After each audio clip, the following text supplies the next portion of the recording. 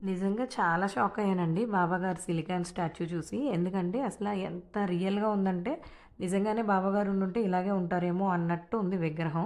చాలా బావుందండి. ఇదేంటంటే మన కాకినాడ నుంచి చొల్లంగి ఆ ఏరియాలో వాళ్ళకి తెలుస్తది. అక్కడికి వెళ్ళే దారిలో మనకి గురజనపల్లి అని చిన్న విలేజ్ వస్తదనమాట.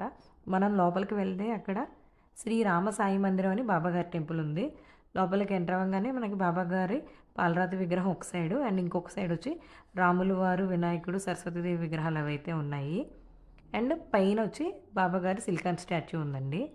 ఇక్కడ దర్శనం చేసుకొని ప్రసాదం తీసుకున్నాక మనం ఏంటంటే ఒక నలుగురికి అన్నదానం చేయాలనుకుంటే మనం ఒక 200 ఇక్కడ మనం సమర్పించుకుంటే అదర్‌వైజ్ మనం ఏదైనా పెళ్లి రోజు, పుట్టినరోజులు అవి అకేషన్స్ ఉన్నాయంటే గనక అక్కడ నంబర్‌కి మనం కొంత అమౌంట్ ఏస్తే అక్కడ ఆ ఏరియాలో ఉన్న వృద్ధులకైతే భోజనాలవి పెడతారంటండి. అండ్ ఇంకా మనం పైకి వెళ్ళంగానే ఎంటర్ అవ్వంగానే లోపలికి బాబాగారి సిలికాన్ స్టాట్యూ ఒక సైడు అండ్ దత్తాత్రేయులు వారిది విగ్రహం ఒక సైడు కనిపిస్తదండి. బాబాగారి డీటెయిలింగ్ అది అంటే ఆ చేతి గోర్లు, చేతుల మీద నరాలు, కాళ్ళ మీద నరాలు, ఇంకా మెడ మీద బోన్ స్ట్రక్చరు అవన్నీ అసలు ఎంత క్లియర్‌గా, రియల్‌గా ఉన్నాయంటే నిజంగా చాలా బావుందండి విగ్రహం. తప్పకుండా మీరు కూడా దర్శనం చేసుకోండి. అండ్ వీడియో నచ్చితే లైక్ చేసి, షేర్ చేసి, కామెంట్ చేయండి. Thank you so much for watching. Bye.